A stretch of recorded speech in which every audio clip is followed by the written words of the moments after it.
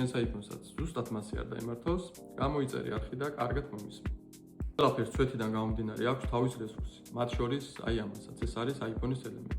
როდესაც iPhone-ის battery health-ი ან ეგრეთ წოდებული ელემენტის ჯანმრთელობა ჩამოწდება 80%-ს, ან მაქსიმუმ 75%-ს, უკვე რეკომენდირებულია მისი შეცვლა. და რატომ? უფრო მარტივად რომ მაგისას და თვალსაჩინო იყოს.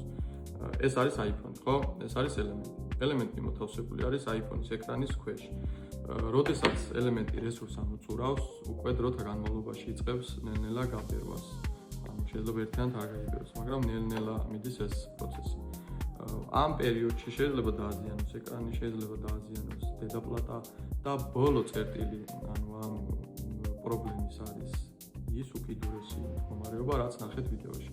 გაიბეროს და გასკდეს, რის შედეგადაც შეიძლება დავიზიანოთ საკუთარი თავი, ან ტელეფონი საერთოდ გადასაგდები გახდეს.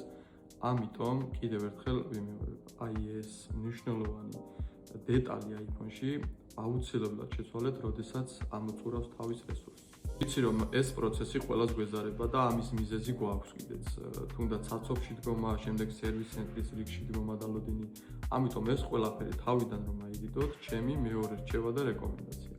დაუკავშირეთ Appland-ის წარმომადგენელი თავად მოვა თქვენთან, სადაც არ უნდა იყოს თბილისის მასშტაბით არ აქვს მნიშვნელობა. წაიღებს თქვენს დაზიანებულ მოწყობილობას და ძალიან მალე შეკეთებულს დაგიბრუნდება. თქვენ კი ზოგავთ ამ ყველაფრით, რაც ყველაზე მთავარია, ენერგიას და დროს.